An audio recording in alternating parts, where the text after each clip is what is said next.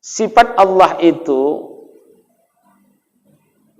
aqaidud diniyah, ya, aqaid khamsin, akidah 50 aqaid ini wajib kita ketahui, wajib kita hafal. Kalau menurut kitab ini, dalam kitab Fathul Majid ini, kalau kita nggak paham disebut kita kafir. Kalau kita nggak hafal dan nggak mengetahui dalilnya secara mudah. Bayangkan itu. 50 aqaid, 20 yang wajib bagi Allah, 20 yang mustahil, 1 yang harus. Jadi 41. 4 yang wajib pada hak Rasul, 4 yang mustahil pada hak Rasul, tambah 1 yang harus pada hak Rasul, 9 tambah 41, 50 aqaid yang wajib kita hafal. Hafal enggak? Ini dia. Wujud, qidam, baqa, mukhalafatul lil hawadits, qiyamu bi nafsi, wadaniyat, qudrat, iradat, ilmu, hayat, sama', basar, kalam, kanuhu qadiran, kanu muridan, kanu aliman, kanu hayyan, kanu sami'an, kanu basiran, kanu mutakalliman. Yang mustahil al-adamu, al-ajazu, al-kasal, al-adamu, al-hudutsu, al-fana'u, al-mumasalatu lil hawadis, al-ihtiyaju ila syai'in min al-hawadis, sampai habis. Itu harus hafal.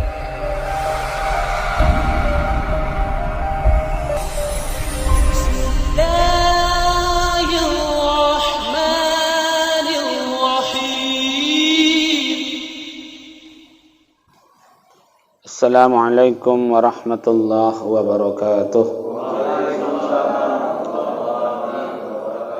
Alhamdulillahi rabbil alamin. Nahmaduhu wa nasta'inuhu wa nastaghfiruhu wa na'udzu billahi min shururi anfusina wa min sayyiati a'malina. Man yahdihillahu fala mudilla lahu wa man yudlilhu fala hadiya lahu. Asyhadu an la ilaha illallah wahdahu la syarika lahu wa asyhadu anna sayyidana Muhammadan abduhu wa rasuluh. Allahumma salli ala sayyidina Muhammadin sahibil bushra salatan tubashshiruna biha wa ahlana wa auladana wa jami'a masyayikhina wa muallimina wa talabatana wa talibatina min yaumina hadha ila yaumil akhir, amma ba'd.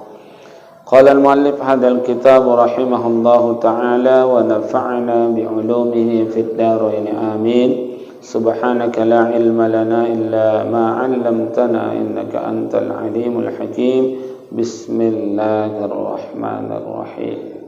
Kajian kita pada 3 pekan lalu. Hukum akal. Kunci untuk memahami sifat 20 itu, kita mesti paham dulu hukum akal itu. Hukum akal yang sudah kita kaji kemarin ada 3. Pertama wajib, yang kedua mustahil, yang ketiga harus. Jadi wajib pada akal, mustahil menurut akal, harus menurut akal. Itu yang perlu. Wajib menurut akal. Wajib ialah walladzi la yumkinu adamuhu, yang tidak mungkin tidak ada. Kalau tidak mungkin berarti tidak masuk akal kalau dia tidak ada. Berarti wajib akal mengatakan ada Tuhan itu atau ada tempat bagi setiap makhluk. Itu keterangannya. Kemudian yang kedua mustahil, huwallazi la yumkinu wujuduhu, yang tidak mungkin terjadi atau tidak diterima akal ada. Apa itu? Contohnya gerak dan diam berlaku dalam waktu yang sama, itu tidak diterima akal. Contoh, ini sekarang lagi bergerak, ini dia.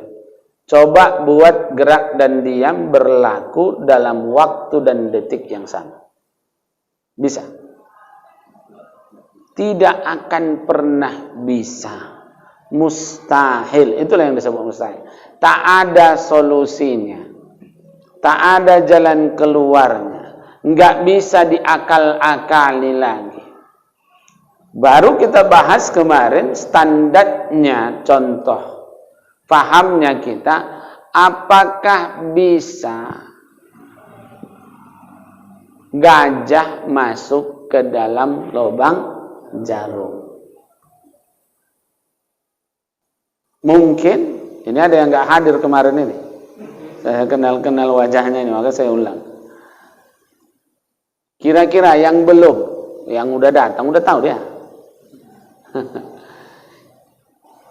Mungkinkah masuk gajah ke dalam lubang jarum? Bapak-bapak?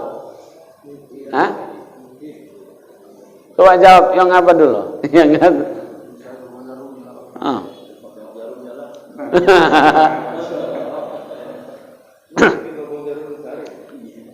Masih mungkin, itu nggak mustahil. Kenapa? Karena ada solusi bisa diakali. Besarkan lubang jarumnya, masukkan gajahnya. Bisa kan? Diakali. Bisa diakali. Sama dengan ketika ada sesuatu atau kipas itu udah nggak bisa lagi ini.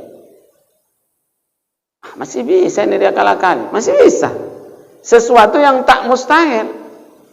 Tapi kalau ini tadi gerak, dia coba buat dalam waktu dan detik yang sama. Bisa? Nggak akan bisa sampai kapanpun. Nggak ada solusinya. Nah itu dia. Itulah namanya mustahil. Mustahil itu tidak masuk akal terjadi. Maka jangan salah tempat. Ini yang masih masuk akal, nggak mungkin, nggak mungkin, nggak mungkin. Nah, maka kita itu diterpa oleh keputusasaan. Mudah kita putus asa kalau nggak belajar tauhid. Sikit-sikit udah nggak mungkin. Nengok anak nggak bisa diurus, udah nggak bisa lagi nih, nggak beres lagi nih. Istri nggak bisa berubah-ubah, udah 30 tahun kan Ustaz menikah nggak berubah. Itu karena kita menyangkanya tidak berubah. Karena hadis Rasulullah dalam firman Allah di dalam hadis qudsi, ana inda dhanni 'abdi bi wa ana ma'ahu min haitsu dzikri. Saya sesuai dengan sangkaan hambaku kepadaku. Kalau dia sangkakan baik, ku kasih baik. Kalau dia sangka buruk, ku kasih buruk. Kalau sangkaannya nggak berubah-ubah, ya ku kasih nggak berubah-ubah. Maka dalam segala sesuatu itu kita berprasangka yang baik. Itulah gunanya kita bertauhid. Jadi hadis, kadang-kadang ilmu yang kita kaji itu berkaitan dengan tauhid, tapi nggak dikaitkan dengan tauhid, maka nggak jadi-jadi. Maka kita hidup itu susah jadinya. Sikit-sikit susah. Apa yang kita hadapi susah? Karena kita nggak paham menjalani hidup dengan mengenali Tuhan. Yang ketiga, jaiz.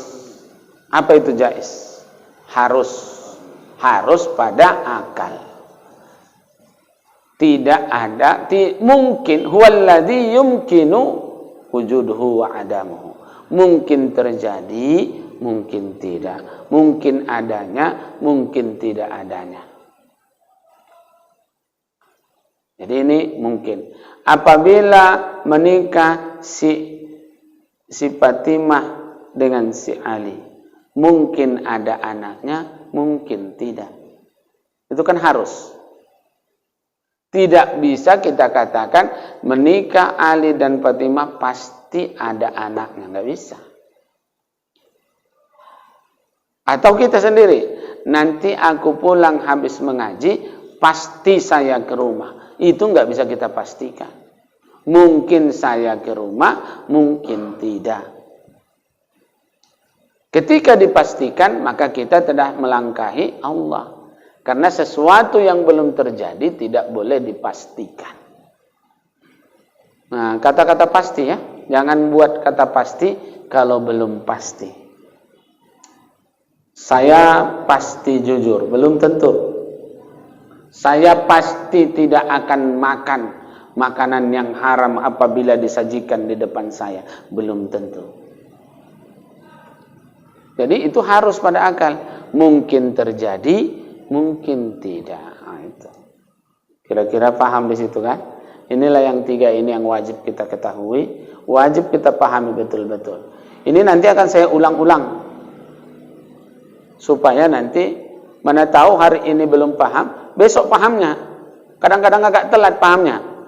Nah, Allah kasih baru beberapa kali kita ngaji baru paham. Sifat Allah itu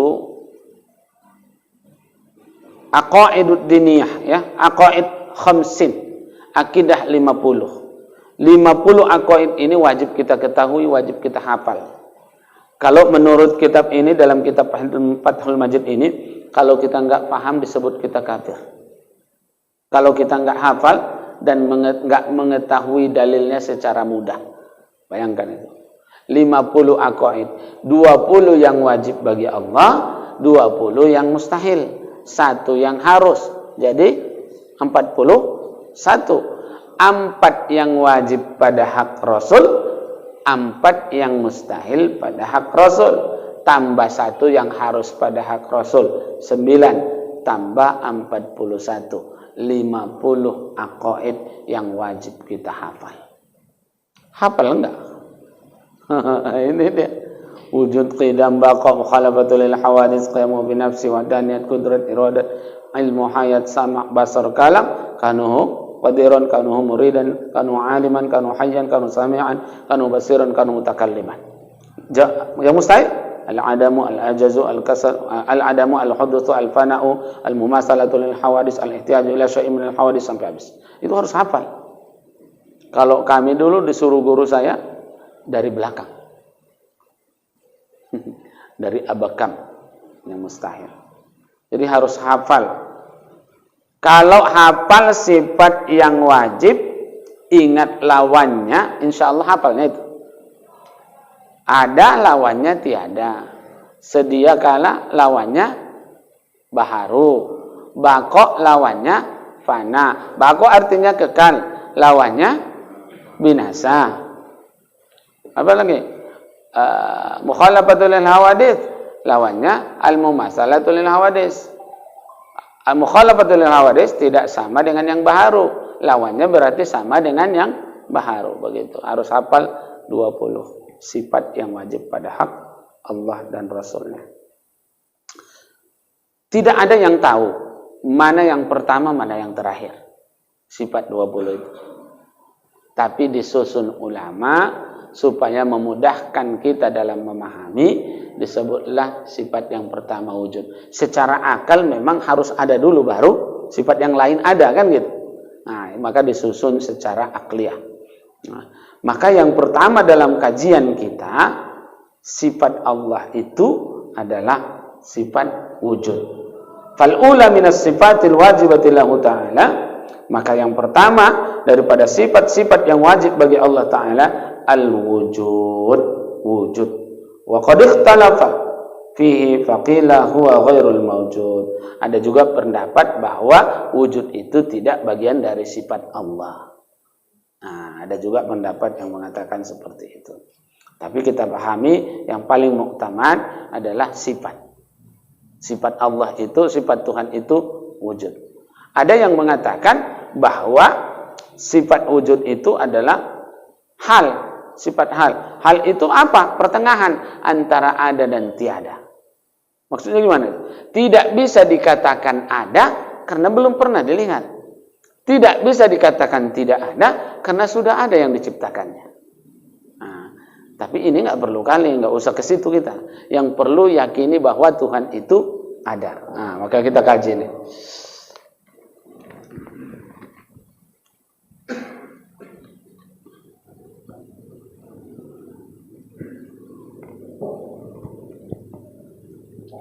Sifat yang pertama wujud, yang lawannya berarti tiada, al-adamu,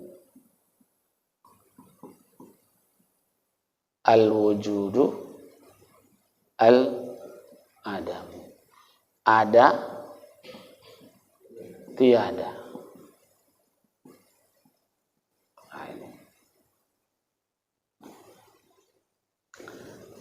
Sifat yang pertama dalam kajian sifat 20 itu adalah wujud. Ada Tuhan itu. Adanya Tuhan itu bagaimana? Ini disebut dengan sifat nafsiyah atau disebut dengan zat Tuhan. Sekarang saya tanya,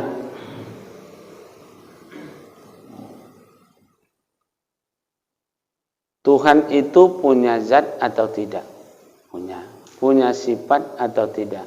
Punya. Kita punya zat atau tidak? Punya. Punya sifat atau tidak? Punya. Sekarang, manakah wujud kita? Manakah sifat kita? Wujud itu adanya kita. Adanya Tuhan itu nampak atau tidak? Sekarang kita bahas. Setiap ada zat pasti ada sifat. Tapi tidak setiap sifat ada zatnya. Tiap-tiap ada zat pasti ada sifat, tapi tidak setiap sifat ada zat. Maka saya tanya, yang Bapak lihat ini apa? Penghapus. Zat penghapus ini mana? Karena sudah Bapak simpulkan ini penghapus. Sekarang saya tanya, mana zatnya? Wujud dari ini mana? Persegi itu sifat atau wujud? Hah? Sifat. Sifatnya kan, bentuk itu kan bagian daripada sifat. 4 persegi, bulan itu sifat. Kemudian berwarna biru. Nah, itu dia. Biru ini apa? Sifat. Biru itu sifat. Kemudian bentuknya ini sifat. Udah. Ini kan sifat nih. Sifat. Apa yang kita lihat ini sifat. Warna itu adalah sifat. Bentuk itu adalah sifat. Maka kita kadang-kadang disebut sifatnya ada mancung hidungnya, ada yang pesek, ada yang apa segala macam. Nah, sekarang saya tanya, wujud daripada yang kita katakan ini penghapus mana? Kita tahu penghapus ini dari mana? Kan dari sifatnya. Wujudnya nampak enggak? Enggak nampak. Wujud daripada ini, zatnya itu kalau kita katakan. Zatnya nampak enggak penghapus ini? Enggak nampak. Tapi zat benda itu bisa dirasakan. Mana dia yang saya pegang ini? Yang saya pegang ini. Tapi kalau yang saya tanya, apa yang Bapak lihat? Sifat. Maka kita mengenali sesuatu itu dari sifatnya. Maka kalau ada zat, pasti ada sifatnya. Ini kan biru. Ketika biru ini dipindahkan ke tempat zat yang lain, maka beda lagi namanya. Bentuk ini 4 persegi. Tapi ketika dia pindah kepada persegi yang lain, 4 persegi juga, dia akan beda namanya, tergantung sifatnya juga yang melekat. Dan kita kepada zat yang dilekati oleh sifat. Maka setiap ada zat pasti ada sifat, tapi tidak semua sifat ada zatnya. Contoh, sifat yang tak ada zatnya, merah saya bilang. Merah kan sifat, ada zatnya? Enggak ada kan? Maka ketika dia melekat pada zat. Jadi sifat itu melekat kepada wujud, kepada ada. Bisa? Ini belum masuk ini. Ada sikit-sikit udah masuk nih, tapi ada yang Ah. Hah? Dibayangkan? Bisa. Tapi bisa nggak kita lihat? Nggak bisa dilihat. Merah, saya bilang. Mana merah tuh? Ketika dia nempel, yang nempel itulah dia kejat itu. Maka ketika dia melekat kepada sesuatu, baru kita bisa menemukan dan menyebut namanya apa. Nama itu pun sifat.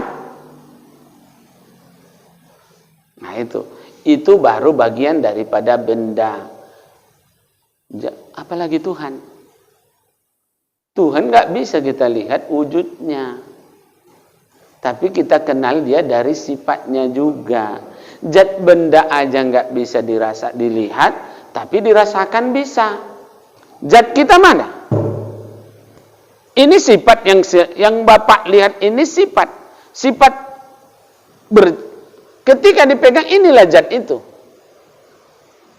Yang dilihat itu apa? Sifat. Yang kita lihat itu sifat, tapi ketika dipegang inilah zat. Ini dia zat. Zatnya kan bisa dirasakan oleh salah satu panca indera yang 5. Tapi Tuhan tidak bisa dirasakan oleh panca indera yang 5. Tapi bisa diyakini. Contoh ini, wujud ada. Adanya Tuhan itu tidak bisa dilihat, tapi bisa diyakini. Dirasakan adanya Tuhan itu, dipahami. Nah, itu. Sudah bisa. Maka ini kita manusia ini terlalu cepat menyimpulkan. Yang kita lihat ini apa? Nah, itu kesimpulan. Padahal yang kita lihat putih. Bohong apa enggak? Iya kan? Putih. 4 persegi kubus. Iya kan? Kan persegi 4. Itu kan sifat. Bentuk. Bentuk itu bagian daripada sifat. Putih yang kita lihat ini sifat. Nah, sifat papan tulis itu bisa ditulis. Dan kita tahu ini karena ada sifatnya. Kalau nggak ada sifatnya, maka dia tidak akan kita sebut. Kalau sifatnya nggak seperti ini yang ada sekarang ini, maka kita akan mengatakan ini triplek. Beda lagi kan? Kan tergantung sifat yang melekat. Tergantung sifat yang melekat kepada zat. Nah, tergantung sifat yang melekat kepada zat. Artinya sebenarnya zatnya itu sudah ada. Tapi kita bisa mengenal zat itu dari mana? Sifatnya. Maka kita mengenal Tuhan tidak dari zatnya, tapi dari sifatnya. Cuman beda nggak sifat Tuhan dengan sifat makhluk? Jauh. Sifat Tuhan tidak bisa disamakan dengan sifat makhluk. Kalau sifat kita bisa dilihat dan berubah-ubah. Sifat Tuhan tidak, dan tidak mendekati sifat ketuhanan itu tadi.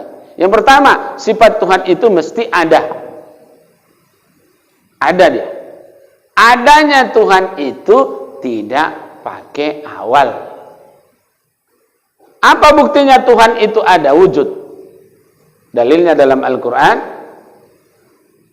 Alladzina apa? Khalaqas samawati wal ardh. Allah yang telah menciptakan langit dan bumi. Maka kalau begitu, apa buktinya Allah Tuhan itu ada? Adanya bumi, adanya alam ini, adanya kita. Itu bukti, dalil adanya Tuhan. Kalau nggak ada Tuhan, lalu siapa yang menciptakan kita? Tuhan itu kalimat yang umum. Jangan kita khususkan dulu dengan ini. Ini nama. Itu nama. Sekarang kita kan mencari Tuhan. Mengenali Tuhan. Awaluddin ma'rifatullah. Awal agama adalah mengenal Allah. Mengenal Tuhan itu. Supaya kita paham betul dengan kalimat La ilaha illallah. Tidak ada Tuhan kecuali Allah. Tuhan yang mana ini sekarang? Kan gitu. Maka kemarin kajian kita saya singgung sedikit, kalau tidak paham nanti kalau mengucapkan la ilaha kafir. Tidak ada Tuhan illallah, mukmin, kafir mukmin, kafir mukmin, kafir mukmin, begitu aja. Kalau nggak paham tauhidnya. Karena kita di sini mengakui tidak ada Tuhan. Masuk ke sini mengakui ada Tuhan, dan Tuhan itu kita sebut Allah. Maka sebelum kita ke kalimat ke nama Allah, kita pahami dulu Tuhan itu. Tuhan yang sebenarnya mana? Berarti contohnya gini. Supaya dikatakan Bapak ini Pak apa namanya? Pak Rahim, tentu sifatnya ada. Pak Rahim yang kita maksud. Ya kan? Kalaulah kita kenalkan dia dengan sifat-sifatnya yang di luar sifatnya. Pak Rahim itu saya bicara di luar. Kenal dengan Pak Rahim. Itu kan Rahim itu bagian dari sifat juga. Tapi nggak usah disebut. Kenal dengan ini Pak Rahim. Kita sebut langsung namanya. Oke. Yang gemuk orangnya, yang tinggi. Gitu. Itu kan bagian dari sifat. Bapak percaya atau tidak? Tidak. Karena tidak bagian dari sifat Pak Rahim. Sifat Tuhan itu kalau bukan bagian dari sifatnya, maka dia tidak dikatakan Tuhan. Macam manapun orang mengatakan itu Tuhan, maka itu tidak Tuhan. Karena Tuhan itu tidak bersifat seperti itu. Itulah disebut dengan mustahil. Karena badannya atau kondisi Pak Rahim sudah begini, ketika orang bilang tinggi, mustahil. Karena memang sudah terjadi seperti ini. Nah, itu pendekatan pahamnya. Kira-kira dapat? Nanti kita ulang lagi nih, ulang lagi. Ini yang pertama kita mengenali Tuhan. Maka disebutlah wujud ini disebut dengan sifat nafsiyah.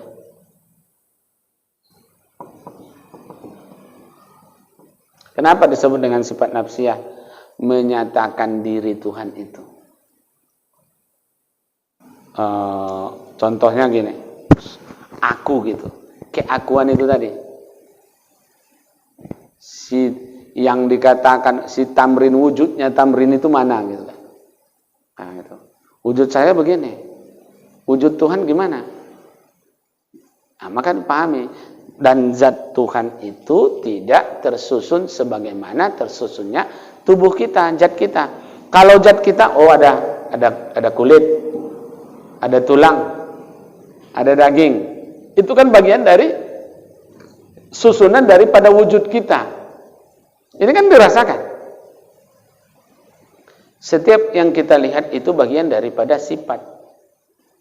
Tapi sifat itu akan mengikuti zat. Sifat itu akan mengikuti zat itu. Bagaimana bentuk zatmu, begitulah nanti akan mengikuti. Zat ini kan diikutinya semua bentuk. Nah, kalaulah kita katakan sifat putih itu, ini kan kita bilang ini papan tulis. Ini kan putih. Yang kita lihat putih. Kalaulah semua putih itu papan tulis, maka semua ini jadi papan tulis. Maka tergantung kan, di mana melekat sifat itu kepada zat bisa kita kenali. Maka nanti ini pembahasannya. Kalau dibahas-bahas. Sekarang mana kalau dikatakan, manakah yang dikatakan bawang di situ? Kalau dikupas kulit terus sampai habis kulit. Sampai habis kan kulit. Lalu mana yang dikatakan bawang di situ? Keseluruhannya. Maka mengenali Tuhan itu begitu. Contoh, mobil yang dikatakan mobil di situ, kalau saya buka bannya itu ban mobil. Saya ambil mesinnya dari situ disebut bak mesin mobil, dan itu bak mobil. Saya ambil joknya, jok mobil. Lalu kapan dikatakan itu mobil? ketika semua lengkap di situ, maka kita pun seperti itu. Ketika sifat Tuhan, sifat-sifat Tuhan itu ada pada yang kita katakan Tuhan itu, maka baru dikatakan Tuhan. Satu aja tidak ada padanya sifat ketuhanan itu, maka itu bukan Tuhan. Begitu dia. Bisa dicerna kan? Nah, ini. Sikit-sikit. Makanya ini nggak bisa panjang-panjang nih ceritanya, sikit dulu. Kalau makin panjang nanti makin oyong nanti sampai ke rumah kita. Gitu.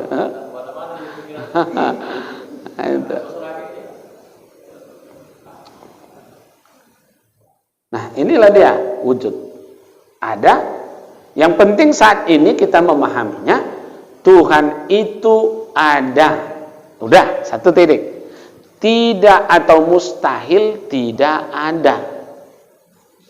Tidak diterima akal Tuhan itu tidak ada. Berarti pasti atau wajib akal mengatakan Tuhan itu ada. Tapi adanya Tuhan dengan adanya kita berbeda. Adanya kita punya wujud yang bisa dijamah, bisa dipegang, dan sifatnya bisa dilihat. Tuhan wujudnya tidak bisa dilihat. Kita bisa kenal Tuhan itu dari sifatnya, dan sifatnya juga tidak bisa dilihat, tapi dipahamikan dengan ilmu. Wujud tidak bakal. Nah, itu. Maka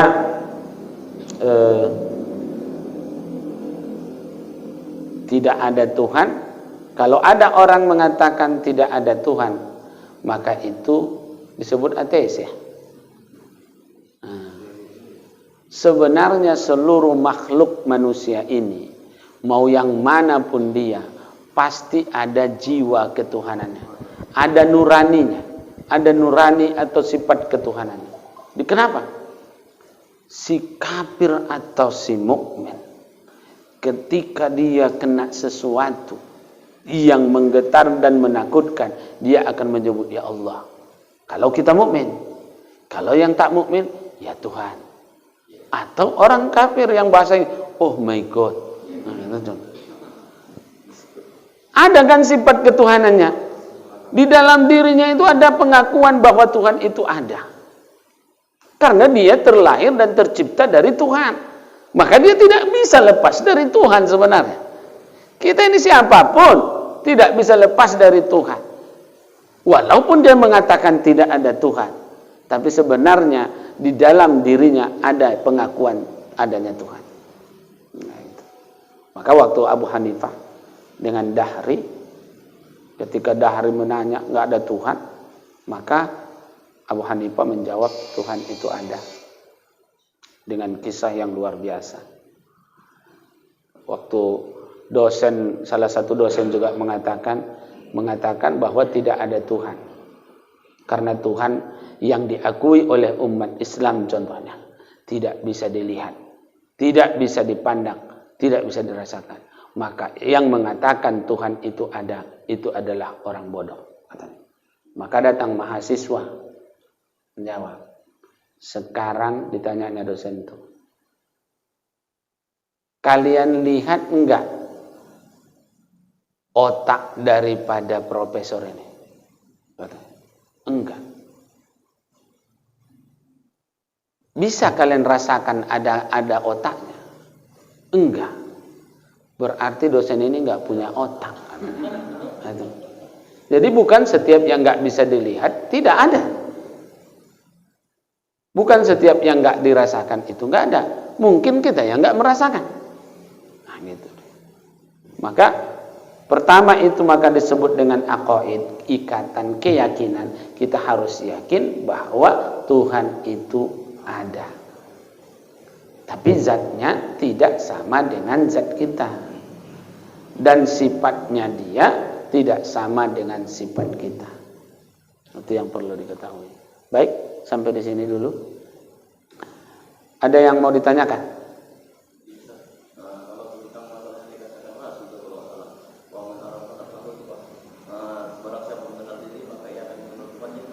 itu bukan kata Nabi, itu pendapat ulama. Man arafa nafsah faqad arafa rabbah, wa man arafa rabbah fafasadal jasad kulluh. Siapa yang mengenal dirinya, ia akan mengenal Tuhannya. Siapa yang mengenal Tuhannya, ia akan binasalah dirinya. Maka ini kajiannya dalam sebenarnya. Nah, maka kita mencoba memahami diri kita. Bagaimana? Tapi kenali dulu ini.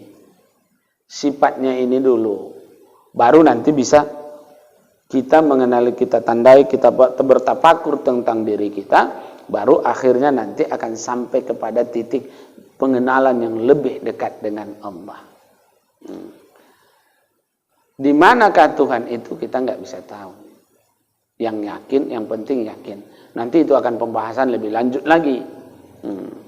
Ini memang majelis kita ini kadang-kadang ada yang mau tinggi, ada yang mau apa gitu kan. Minggu lalu, pekan lalu pun ada juga. Maka yang perlu ini sebenarnya ini. Yakini dulu Allah itu ada. Sudah. Adanya Allah dengan ada kita berbeda. Adanya kita berbeda dengan adanya Tuhan. Maka kita dari sekarang berbicara tentang Tuhan. Setelah ketemu kita mana-mana sifat Tuhan itu, maka akan kita sebut Tuhan itu namanya apa? Barulah Allah. Nah, itu dia. Ya. Sudah. Kalau tadi dicocokkan Pak Rahim sifat apa? Orangnya begini. Tapi kok kita katakan Pak Rahim itu orangnya tinggi besar. Jadi berarti kan bukan itu sifatnya. Bukan itu. Iya. Artinya bahwa kita mengenal Allah itu harus gimana ya?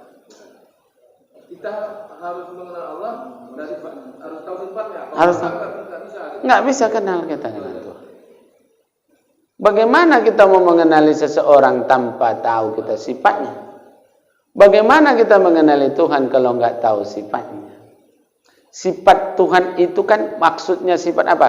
Kalau kita bahasa mudah kan ciri-ciri Tuhan gitu kan ya. Nah gitu ya. Ciri-ciri kalau mau kita ambil pendekatan pahamnya, ciri-ciri Tuhan. Ciri-ciri. Kalau seseorang yang kita kenal itu kita bilang ini orangnya ciri-cirinya begini. Itu bukan dia.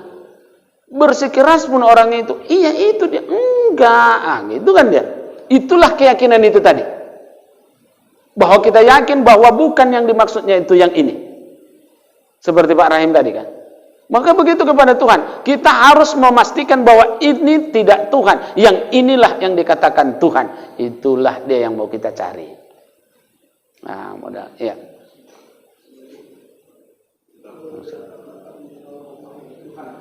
Ya. Iya.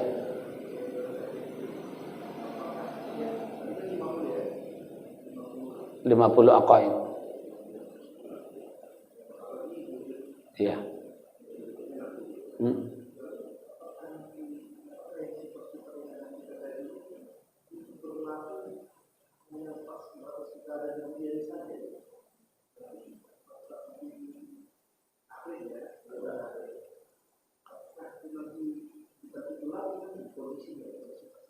Bukan begitu. Ini kan dia sifat ini yang kita butuhkan. Allah tidak butuh.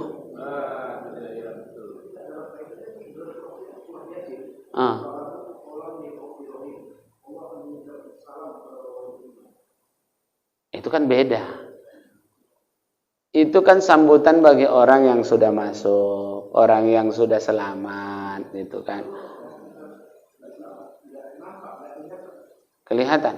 Maksudnya nggak kelihatan apanya? Oh, begini. Di dalam Al-Quran surah Al-Kahfi ayat terakhir.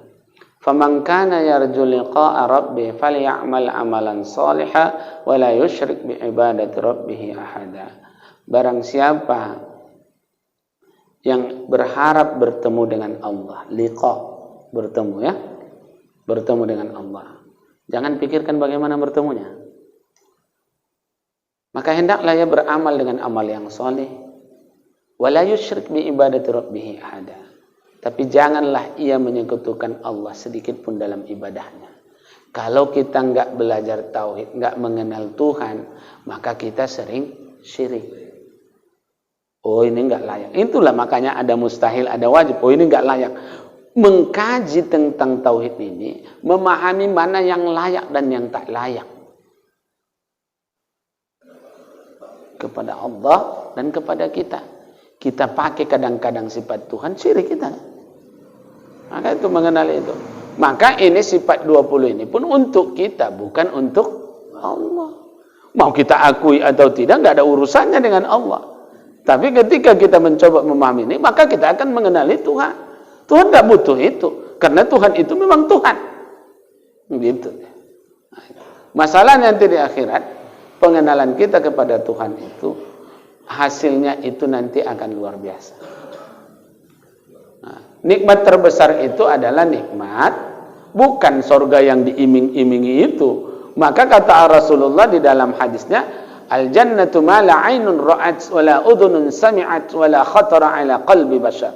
Surga itu ma la 'ainun ra'at, tidak pernah dilihat oleh mata, wa la udhunun sami'at, dan tidak pernah didengar oleh telinga, wa la khatara 'ala qalbi bashar, bahkan tidak pernah terlintas di dalam hati manusia. Itulah surga. Kalau udah tahu kita, bukan surga yang bisa dibayang-bayangkan kan? Kalau ini belum, mana dia? Itulah rahasia Allah. Itu surga terbesar. Kalau yang itu kenikmatan-kenikmatan bunga-bunga, itu istilahnya bunga-bunga.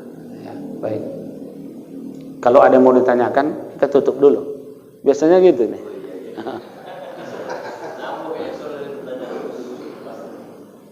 A'udzubillahi minasyaitonirrajim. Bismillahirrahmanirrahim. Alhamdulillahirabbil alamin. Wassalatu wassalamu ala asyrafil anbiya wal mursalin sayyidina Muhammadin wa ala alihi wa sahbihi ajma'in.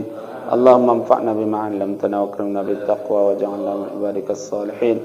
Allahumma fahimna ala ma 'allamta ilaina khususan bi sifatil wujud bi rahmatika ya arhamar rahimin. Wa sallallahu ala sayyidina wa maulana Muhammadin walhamdulillahi rabbil alamin. Subhanakallahumma wa bihamdik asyhadu an la ilaha illa anta astaghfiruka wa atubu ilaik. Wassalamu alaikum warahmatullahi wabarakatuh.